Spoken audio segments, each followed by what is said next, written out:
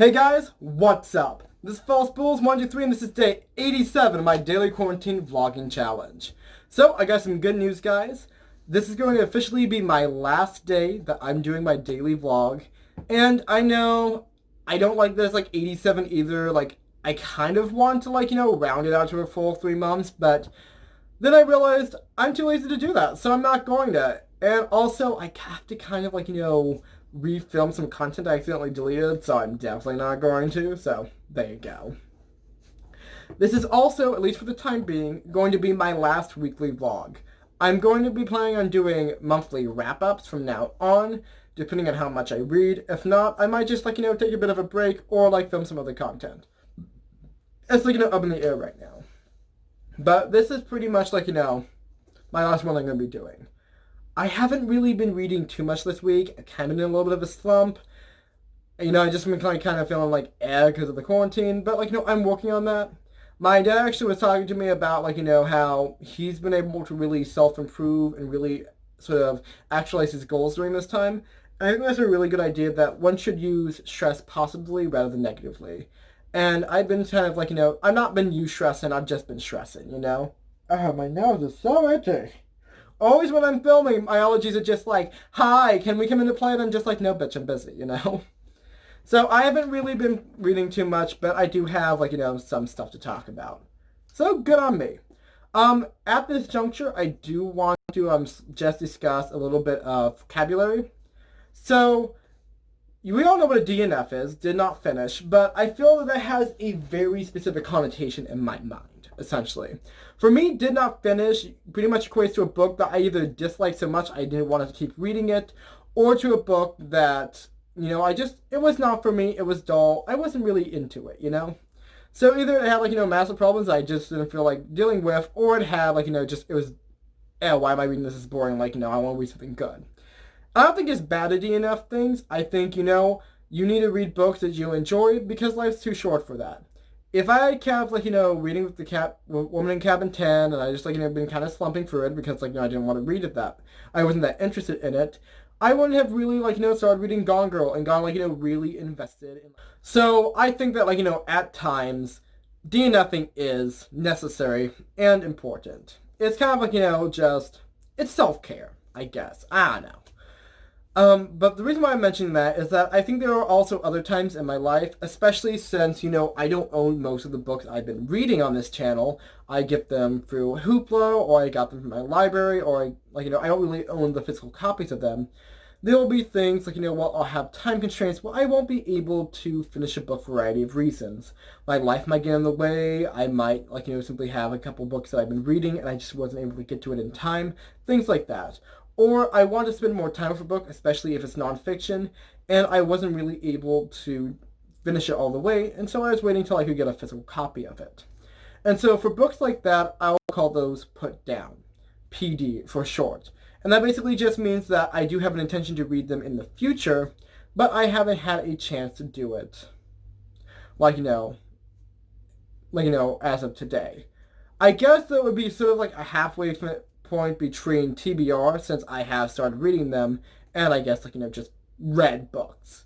So imagine it in that point that, I want to finish these, or I'm in the middle of something, I just really haven't had a chance to finish, or I have other things holding me back from finishing the books. So now that we've gone through that little, minutia, that's how we pronounce it in the correct speaking world, Ryan, let's get on to what I've been reading. So first up, the one book I've read, and when I do these, I like to do it from most read to least read, just for shits and giggles, is The Hate U Give by Angie Thomas. I'm going to put a picture right there. It's going to be absolutely beautiful. And I believe I did discuss it on my last weekly reading vlog. I didn't check because, honestly, I don't really care right now. But I'll try to keep this brief so that in case, I did talk about it more in, my previous one. I'm going to be mentioning it again in literally my wrap-up, sometime next week, or whenever. So I was I'm going to keep this part brief, because I really like this book, and I want to have a lot of things to say about it in the wrap-up. Basically, The Hate U Give is the story of a girl named Star Carter, who watches her best friend Khalil get shot by a policeman during a stop and frisk, traffic stop. And so it essentially deals with, like, a lot of the issues that we're dealing with in society, a lot with the protests with, like, George Floyd and Breonna Taylor and Ahmaud Arbery. It is basically the idea of police brutality and Black Lives Matter and all of these issues that are, like, we're dealing with and this racial inequality in, like, America. And so that's really one of the sort of, like, core aspects of the book. But at the same time, we are dealing with Star's life in general. Her, like, complicated family structure, her, like, spending time at school and her friendships, especially since she is a African American girl at a mostly all white school. And so, we deal like with a lot of aspects of that. And there's also a lot of other, like, smaller aspects of both bigotry and racism that, like, she deals with and discusses. And so I really love how the book was written. It's kind of like, if you ever read Roll of Thunder, Hear My Cry, it's kind of imagine sort of a more modernized sort of book like that. I believe some people have actually made comparisons between the two books. That's why I thought about it, because I read that book when I was younger and I absolutely loved it. That essentially, basically, it's really dealing with the aspects of racism and, like, prejudice in, like, a society through an African American lens. And so it's just an absolutely fantastic book. I completely believe that, like, 20, 40 years from now, it would be considered a classic.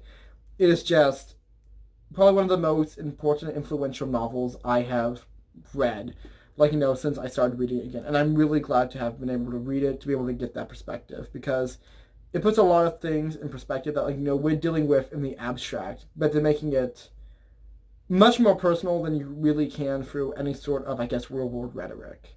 And I think that's really the power of novels, the power of stories, is that you're allowed to see somebody else's perspective through their eyes and through their experiences. And I'm glad, like, I was able to read a book like that. So it's absolutely fantastic. If you haven't read it, why aren't you reading it? Read the fucking book right now. And yeah. So moving on, we get on to why I coined the term put down, and that is called Me and White Supremacy by Layla F. Said, or Saad. 2 A's, not really sure how I'm supposed to, say her last name.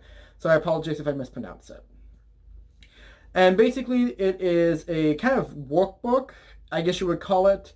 It deals with, like, a bunch of different questions that are supposed to help you break down sort of not only your ideas of racial biases and white privilege, but also deal with concepts that, like, allow you to think more anti-racistly, to really work towards a more anti-racist perspective and continue that lifelong work. And so, because of that, generally, she says it takes either 28 days or 28 weeks. I cannot remember exactly. I believe it was, like, 28 days. But that being said, she also mentions in the book, Said mentions that you want to work at this through at your own pace, that if you need more time to deal with the prompts, to really reflect and genuinely reflect about these issues, then you should do so. And so because of that, I want to actually get the book physically, because I don't believe I can really do the work and really have it be impactful, have it be meaningful in the time period that I can, like, loan out the book. And I don't want to have to keep loaning out a book, sitting down, trying to deal with this. When I can physically get the book, I can, like, work with it. I can mark it if I need to and actually deal with it, like, with it. And so because of that, like, I put it down because I want to be able to pick it up and actually be able to work through these things and do better and be better. And so I definitely think, like, if you guys are interested in that idea, Said also has, I believe, the book started out as, I believe, an Instagram prompt. That definitely would be a great idea to deal with, especially, like, in today's, like, I think it would definitely be something that would be really great to do, especially if you're trying to, like, self-educate or try to be a better ally. But for me, I'm going to wait till I can actually get the book so that I can sit down and really, really work on, I guess, just unpacking my knapsack, unpacking my own privilege. And so I'm tabling that for right now, but I will be back with that book eventually soon. Gotta get some money first, but luckily I'm going to be back on the job, so yay. Next up is a book that I had a lot of issues with, and I'm going to discuss the issues with it. I'm probably going to discuss most of the issues I have here, kind of get a little ranty, so please, I hope you enjoy that. If not, just, like, skip ahead until you see, like, the next book cover, and then you can skip all that, And that is The Music of What Happens by Bill Konigsberg. hopefully pronounced your name right, Bill. If not, I apologize. I have shitty handwriting, so yay. And you're like, Brian, what's the book about before you tear it apart limb for limb in massive amounts of displeasure? Essentially, the music of what happens involves two guys. Then it's a male-male romance, because, it's Pride Month. I want to be reading more diverse reads. And I was, looking for something that would involve people of color as well. And so, I'll get into that. Essentially, it follows Max, who is, Latino. And, he's gay, he's a jock, he's just living his best life. He's a dude bro, which is a term they use multiple times through the book, and I will discuss that a bit more. And it follows Simon, who I realize must be a really common name in, queer young adult, but whatevs. And essentially, he's, an emo, just nerd who's, dealing with some bullshit. And we're going to, and basically, they get together and they're running a food truck. And they're supposed to, just sort of, do a bunch of stuff and, have a great summer. And I'm thinking, okay, summer story, the gays and a food truck. My fucking aesthetic. I love this idea. I love any story involving a food truck because I'm a cook and I like food trucks. And so I'm just I am ripped and roaring to go. This sounds like a fun time with the gays. Let's get on it. And then we get on it, and I start having issues with it. First up, we get into, the meet cute. Because I'm pretty sure this is a romance. I'm not pretty sure it's at least, has that romantic aspect to it. I guess it might just be contemporary, but, whatevs. And so, pretty much, Max is going along. He gets home late from, a party. And his mother is just you need to get yourself a job, you, ruffian. One of these days, I'm going to think of, old-fashioned insults that actually work. But, you need to get yourself a job. You're kind of, layabout right now, And so it's fine, Mom, I guess I won't just, go do cocaine up a hooker's ass anymore. And she's and basically he's walking around this food market. He walks up to, this guy from class because he sees, hey, I know you. We do algebra together sometimes. And the guy's just oh my goodness, I know this guy from class. Don't look at me, I'm shy. And it's I'm okay, that's pretty realistic. I always get kind of weird when I see somebody from school too, because I'm just how familiar should we be with each other? It's not that big of a deal, but also, I can get sort of the social anxiety behind that. So basically, Simon's mother essentially has a meltdown in the kitchen, looks at this random stranger who she's never met, who kind of knows her son, and she's just hey bitch, you hired, come get in this food truck and cook. And my first thought is, does he have a food handler's license? I guess card. Does he have a food handler's card? Is he legally allowed to work in your kitchen? And then I'm thinking, wait a second, this is the first day that you've been cooking. And you're incompetent, clearly, ma'am. So I'm thinking, is any of this legal? Is any of this above board? And maybe you guys wouldn't think about the legality of a food truck, but I think about the legality of a food truck. Because one day, and 5-10 years from now, I want to own one for myself. So it's is any of this legal? Is any of this above board? Because if there's one thing I don't fuck with, it is health violations. I am a cook and I don't fuck with that. You have a scene, you don't wash my hands, I will fucking march into your author studio and I will let you know how inappropriate that is. And so it's that's kind of my point, but I'm thinking, okay, that's kind of weird. You literally just decided to quit your food truck business, hire some random dude who you don't know, and once again, let me reinstate, this is two 16-year-old boys with no prior cooking experience running a food truck by themselves. And I'm thinking, that's a bit sus, but sometimes romance is a bit contrived, so I'll roll with it. And so I like Max. I think Max is a fun character. He's interesting. He's diverse. He has, he's cool. He's a cool bro. I like him. And then we get to Simon, and I don't like Simon. And I try to like Simon, but I don't like Simon. And so let me list the reasons why I dislike him. So first up, he's a whiny baby. Everything is woe is me. I can't find a date. No one will ever love me. I'm an ugly sack of shit and no guy's going to touch my ass ever. And I'm I get it, Simon. You're sad and lonely. Cool. You're a teenager. What are you doing to fix this? And he doesn't do anything to fix this. Second up is just, And it's like, and it just keeps going. And he's such a milquetoast character that he doesn't do anything to improve a situation or grow as a person, and that pisses me off. There's literally a scene later in the book, which when I kind of decided to DNF it because it kind of just pissed me off so much, where it's their first day on the food truck, and Simon doesn't know how to do jack shit. And I'm just like, fam, I have been there. I have been the first day in the kitchen. Sometimes it fucking sucks. But this guy, he doesn't even try. Literally, and you learn in the second chapter of the book, this is not a spoiler, that basically if this doesn't work out, he's going to be on the street. He's going to be homeless. Also, just side note, I just like romances where basically the conceit of, like, the love interest, that they're going to essentially have to be the savior or fixer of the other person's life.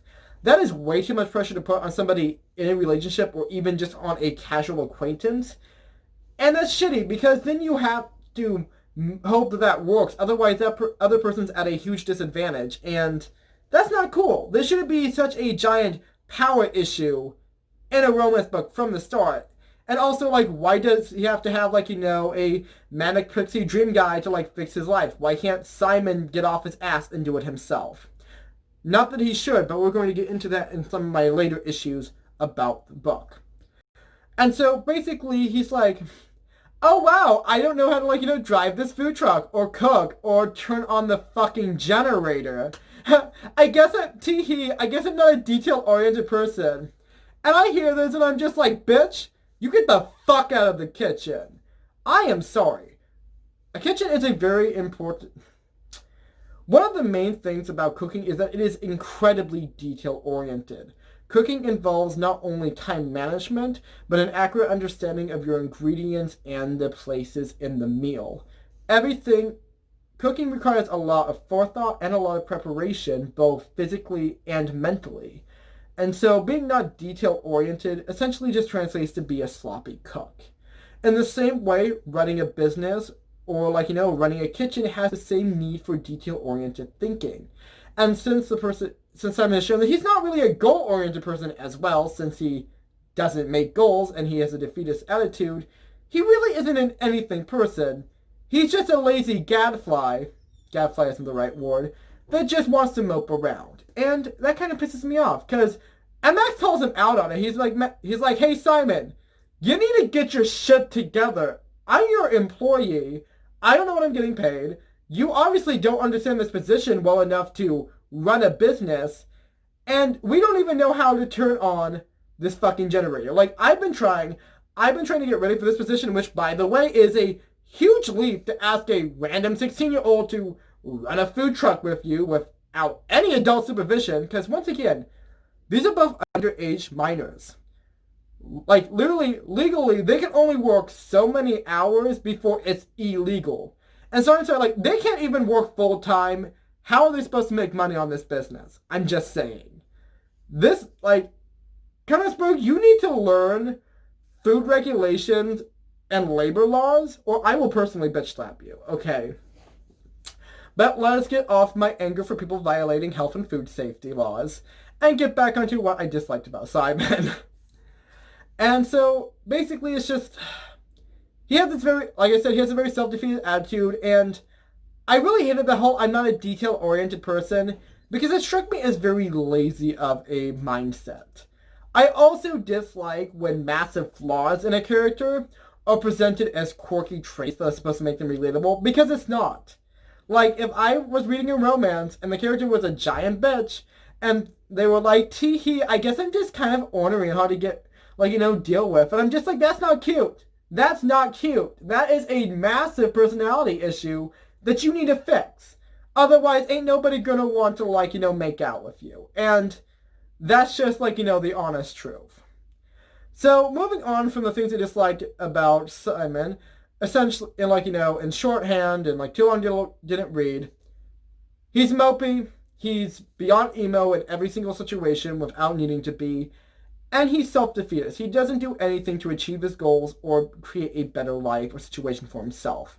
And he basically takes a backseat to his own fucking story, which he doesn't need to take. And that's just my honest opinion. Second thing I didn't like in the book was its depiction of mental illness, especially, or I guess mostly, just in Simon's mother. Simon's mother is said to have histrionic personality disorder, And please take the rest of this conversation with a grain of salt, as I do not have a personality disorder, firstly. And secondly, I am not a trained psychologist or psychiatrist, so I'm not an expert on these issues. Essentially, histrionic personality disorder, from what I can gather, is essentially a need to be the center of attention, or essentially have a lot of attention given to you, and so that essentially makes one act out. There's also other emotional issues which are part of the disorder. However, the way that her personality is depicted is much more manic-depressive, very classically manic-depressive. And so I'm not an expert on these disorders, and I do understand that everyone's mental illness can be presented in a different way. For instance, I've had depression, but not everyone with depression has the same symptoms or the same expressions of such symptoms as I would. And so obviously, there can be differences in kind when it comes to people with the same sort of mental illnesses or disorders. That being said, also, some of the characters actually call her near bipolar, which I thought was like, okay, you're kind of like, heading that way anyway with that depiction. But we're going to get off that specific point. Another issue I basically have is that she does not get help, at least in, the parts that I've read, for her mental illness. Nobody calls her out on, her having issues with it. Nobody really says anything. You literally say, hey, my mom has mental illness. And then she doesn't get therapy. She doesn't get any sort of emotional or mental support for this, disorder. And it becomes a detriment to both her and her son. And that's where I get really upset about the story. And that because, essentially, of, her personality disorder, because of, her mental state over the grief of her husband, she has not been working, and she has not been being financially supporting herself or her kid, which is forcing Simon to essentially run this food truck so that he can pay the back mortgage for his house so he's not going to be on the street homeless. And do you know what the mother is doing while her son is literally fighting to save the house and not be on the streets? She's watching fucking television saying, oh, I'll get a job. And Simon literally calls her out. She says, she says she's going to get a job, but I doubt it. And I'm thinking, this pisses me off. Not because, it's a parent with mental illness. Many parents, many people, guardians, have mental illness and they deal with it every single day. Hundreds of people in the world have to struggle with their mental burdens. And that is okay. What's not okay is being an irresponsible and negligent parent and using your mental illness as an excuse not to take care of your kid. And forcing your kid to take the burden of breadwinning and financially supporting you and himself. That's fucked up, and that is not okay. Especially when you literally conscript another guy who you don't know, who you have never met before until that day, to work with your kid. Yeah, we know Max is a cool guy, but she doesn't. For all she could know, Max could be a murderer. Or just a really shitty employee. And there's no reason why you should trust him as an employee, who you really did not interview when you hired him, to help run a food truck, which is literally your only Hail Mary saving grace, to not have your dumbass on the streets. And that pisses me off. It's just, I really feel like the character uses their mental illness, and other characters enable her to use her mental illness as a crutch not to be proactive in her life, which frankly disgusts me. I don't like negligent parents, and that is kind of a really big thing, that Simon's mother is incredibly negligent in this sense. And that's not trying to be insensitive towards her issues, towards her grief, towards the effects that histrionics would affect on her. But I also think that she needs to be getting help for that, and also trying to find ways to support her child, whether it be through welfare or through other means. And I just see no evidence in that book, and it kind of bothered me. Third issue is mostly Simon's friends. It's just its own point, because most of the interactions with Simon's friends and the people in his life are incredibly obnoxious. And I just didn't want to deal with them anymore. Max's friends, they're basically just dumb jocks. It's some super basic male friendships, but it works. It ain't nothing special, but it ain't nothing not special. It's middle of the road. It's that's some dude bros. They make jokes, they play Madden, and they ask you if you fucked her yet. It's some basic shit, and we can work with that. But dear Lord, are Simon's wives, which, okay, we get it. It's not like I didn't have friends in high school who literally said that one of their friends was married to them. We get it, fam. But oh my god, their names are Pam and I think Haley. It was something basic. And let me tell you what I disliked about Pam and Haley. Pam is very much a stereotype, in my opinion. There's really no way to look at it. Pam is pretty much the biggest stereotype of the sassy black girl that I have ever seen. The first word she speaks is, "I bet that chick over at the Panda Express is giving me stank eye." And that's pretty much how she sounds, literally all the time. Is she's this voluptuous black girl, and all she wants, and all she doing is talking about how people are giving her stank eye and starting drama, and it's just, can we not? I'm saying that there are there are girls out there that are exactly like that, but is this literally the only depiction of an African American girl that you can have in your book? Because it's tired. It is tried. There are some fantastic, and it's there are some great depictions of I'm trying to think of what I'm saying, there are some really great, characters who are sassy, who are black, that have personality besides that aren't a Cleveland show stereotype. For instance, Gloria from Community. Yes, she can be very sassy at times, but she's also a very sweet and loving person. And it's you can have depth to your character without making them a racial stereotype. I'm sorry. And it's just, I liked Pam. It's cool, you have diversity, but you're not really doing anything with that character. You're really just throwing that in as a stereotypical token character, and I don't like that. Haley, on the other hand, if Pam is the typical sassy black girl, is very much the obnoxious blonde valley girl type. She's super into watching her weight, and she's into all these other things, and it's obnoxious. And Haley's "Oh my goodness, Pam, I can't believe you're eating Panda Express. That's trash. What would Coach say? I only eat kale and celery because celery is negative calories." And I'm wow, this bitch. It's did your friends literally have to be the most basic girl stereotypes? Did you literally did you just type in girl stereotypes into TV tropes and idioms and pick the first two that you could find that were the most obnoxious? Because that's pretty much the two main characters. They have a backstory, but the characterization is basically a basic caricature of women. And I don't like it because they're annoying and obnoxious, and they don't add anything to really Simon's interactions. Another big issue I have with them is that there's literally this scene where Simon, I'm just going to describe this scene and everything I hate about it in detail because I can.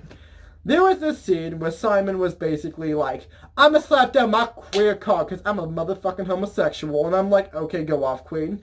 And so he literally spends 5 minutes talking about and it's see, I get to play my gay card because I'm a gay. And Pam gets to play her race card because she's black and Latina. And I'm just okay. And Haley gets to play her card all the time because she's white. Tee-hee. I'm just yes, a white privilege joke. Obviously, so funny. Everyone loves joking about these things. It's not it's a serious epidemic issue in our society. But it's also, I'm thinking it's okay, you're going to salt Haley for being white. But at the same time, if you're really going to get into the intersectionality of this, shouldn't you acknowledge your own white privilege and, the benefits that that's given you? And at the same time, shouldn't Haley and Pam acknowledge their straight privilege and the fact that they don't have to deal with any of the issues that, LGBT members have to face? I'm just if you're going to make, these racial, this intersectionality joke, get into it, boy. Talk it, just fucking get into it. Don't play it as a joke. Because it's not funny. It's a serious issue. And while I definitely think that friends can definitely joke about that type of thing between them, it just doesn't come off funny. And it kind of feels like you're punching down Haley for being a basic white girl. Which, I'm punching down Haley for being a basic white girl, but not because she's white. Because she's basic. And I don't like her. And I don't like the whole Valley Girl stereotype, And it's just, none of the interactions are interesting or good, and I'm tired of it, and I'm just tired of these characters. And so I'm listening to this, and I'm thinking, pretty much the only character I like in this story is Max, and most of the story is about Simon. And Simon can go die in a hole, and I'm just why am I reading this? Why am I getting pissed off by Simon's annoying emo ass, and the death trap that is this food truck that should have been condemned from day fucking one? And it's I don't want to listen to this anymore. And so that's why I DNF'd it. Also, when I do talk about this in the wrap-up, I'm not going to get into big details like this, but I I wanted to get how much like this book pissed me off my chest. And so it's like I wanted to have a lovely time with the gays. I had a bad time with the gays, and I am disappointed, fam. That being said, if you like this book, let me know down below in the comments. Tell me if it gets better, if I should give it another chance. If it is, I'll just grab the ebook, because maybe I'll hate the characters less if I don't have to listen to them say words in my ears. And that's sometimes the thing that happens, you know? So, next up, this is a book that I'm like 50% of the way through, and that is Illuminae by Amy Kaufman. There we go. Or Amai Kaufman. One of those names. Essentially, it is an epistological hard sci-fi, novel. It follows the story of Ezra Mason and Cady Grant. I'm surprised I can actually remember the names because I'm usually really bad with character names. So it's young adult, forgot to mention that. And so basically what happens is they're living their best life in an illegal mining, operation on a foreign planet in deep space. It's typical Saturday, afternoon setting.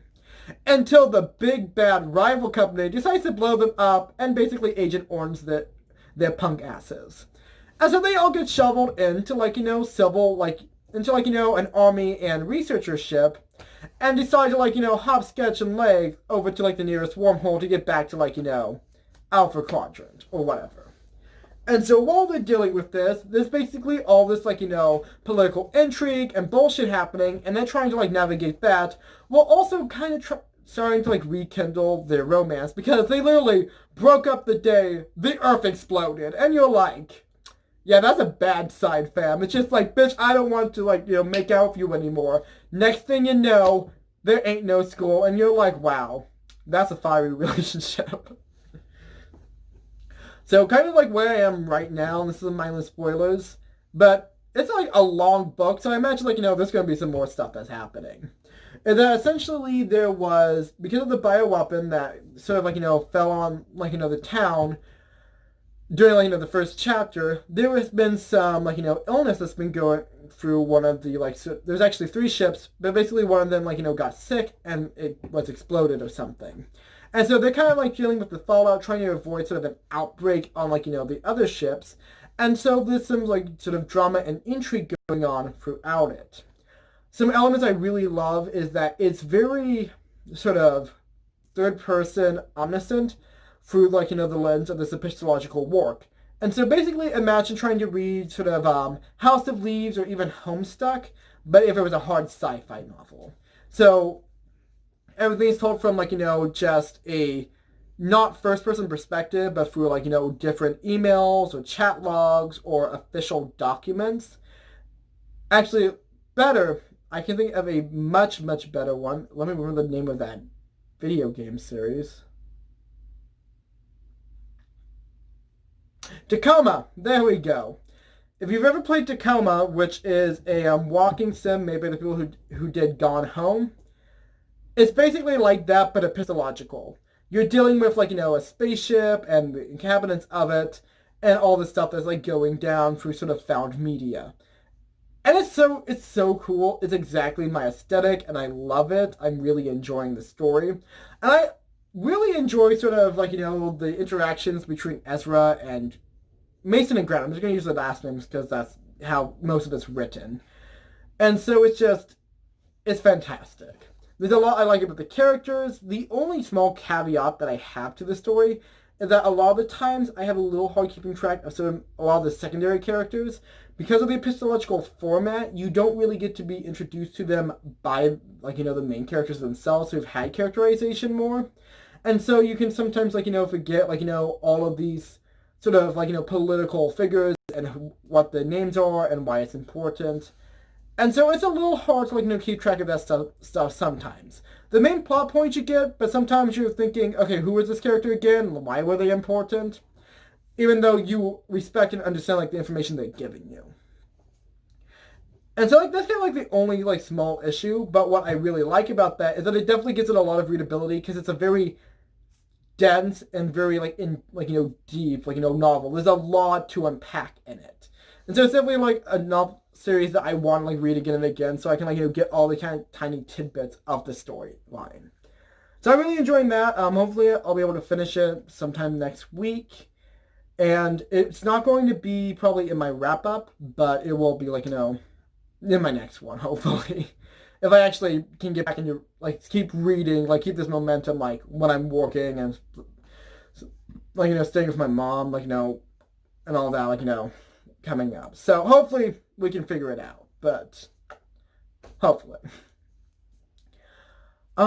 So just going to speak up a little bit about, like, the wrap up that I'm planning sometime, like, in the, like, near the end of the month, probably, is I'm going to talk about, like, all the books that I've actually read. Then I'll probably talk about, like, the books that I've put down, and those will be a tentative TBR. That being said, I do plan on reading those eventually, but that being said, I do want to keep reading Black Voices throughout this month. We're only halfway through it, and I definitely don't feel like I've read enough Black Voices just, like, for the month. Have been trying to, like, download more from, like, a lot of my different apps. A lot of, like, the really popular stuff is backlisted so much because everyone wants to read it right now. And I recently discovered that some of the books that are listed on Hoopla aren't available at my library, even though they say they are. So I need to call them, tell them, bitch, this is Patrick, this is the Krusty Krab, I want to get, like, like, more diverse reads in my ear hole right now. What the fuck are you doing? But, we'll figure it out. Anyway, guys, I realized I kind of ranted about the music and what happens a bit too much, so this video is a lot longer than I wanted it to be.